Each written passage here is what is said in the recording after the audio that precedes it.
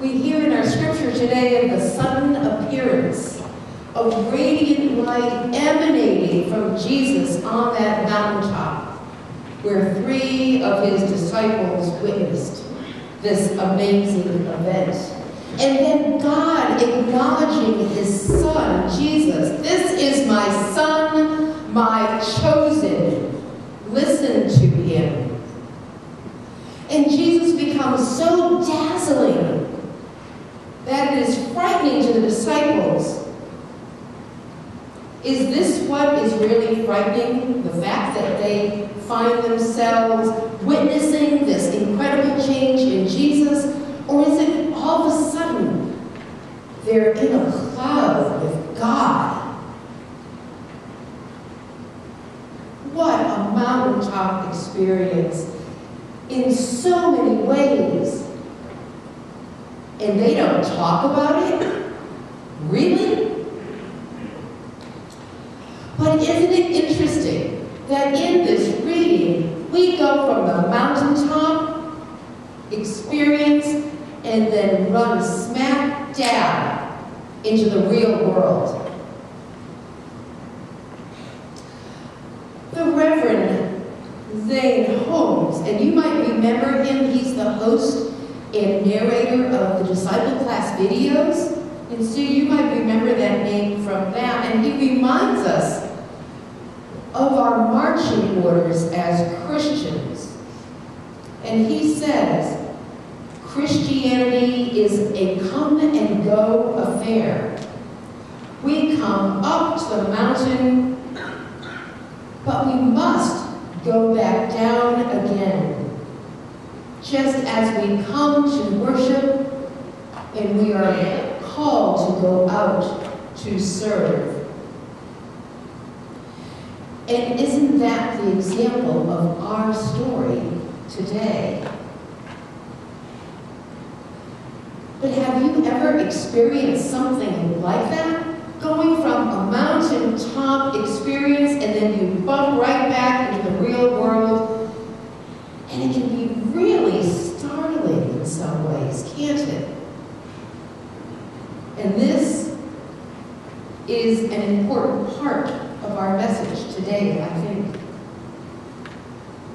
It is those beautiful mountaintop experiences, and we know that they don't happen very often, but they do sustain us in the real world. So whether it is that moment when we realize that we are truly and totally loved by God, or praise is lauded for a job well done, or it's a simple and sincere thank you when we least expect it, these experiences keep us going. And these experiences change us. In our reading, we see Jesus, the transformed, transforms. When Jesus gets into town, the crowd surrounds him, and out of that crowd comes a father in his need, and he asks Jesus to heal his only son. Now, the disciples couldn't help the boy, but this father doesn't give up. In his desperation, he calls to Jesus, and Jesus rebukes that spirit, and the boy is healed. His life, and probably the life of his family, is transformed. In our Pastor Peter's most recent sermon series, Peter looked at the 12 steps of AA. As you know, in this program, people look to their higher power to help them make change in their lives. This has been a powerful witness to so many of us. Change takes courage. Making real change in your life takes deep inner courage. But let's be honest, change can be a scary thing. We are comfortable when we know exactly what is expected of us and what to expect in a situation.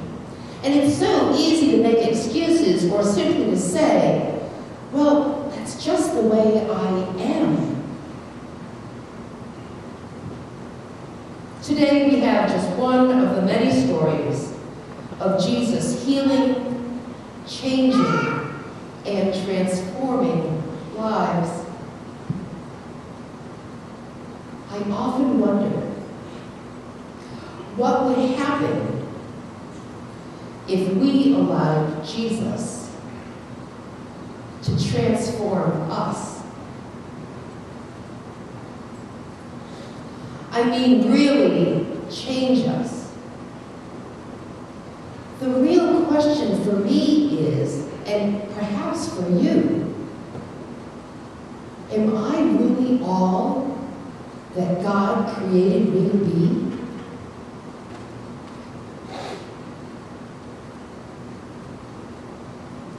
What might be holding me back?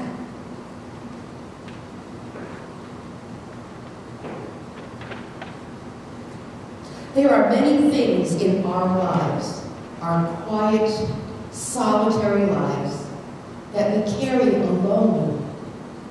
The stresses, those fears and worries that are ours, and so often we just keep them to ourselves.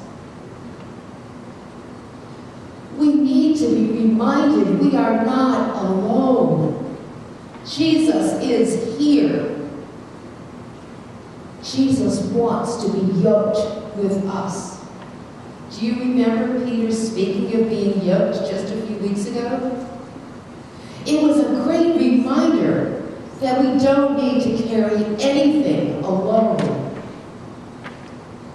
Those great stressors in our lives, those losses, personal or even communal, a move, whether it's a change in job or a change in address, even those little fears that plague us, haunt us every day. Jesus wants to free us from all of this. Jesus wants to bring us healing.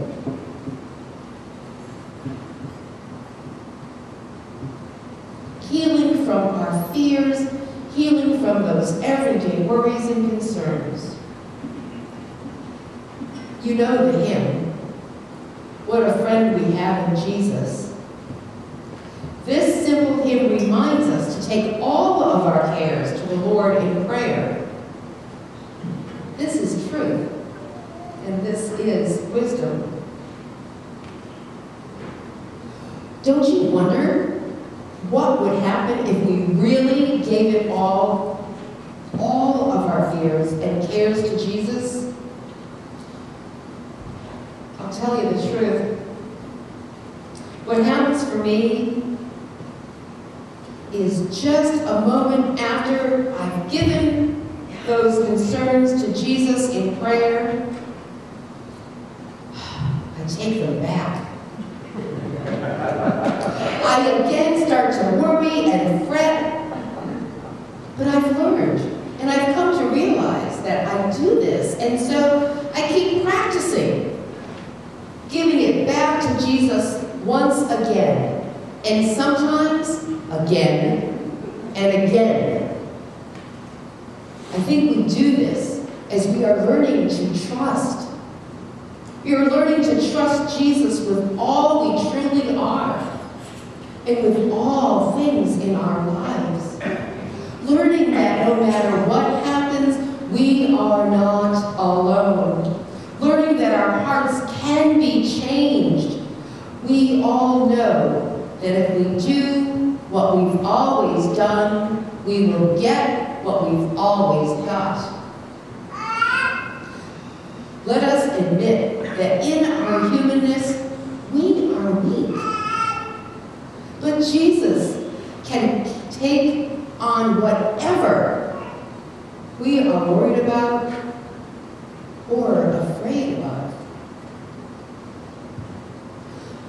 life is about transformation.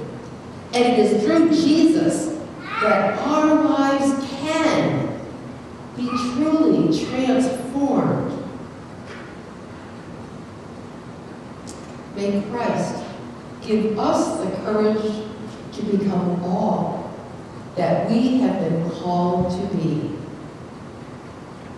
Are you willing to let Jesus truly work in you, to transform you?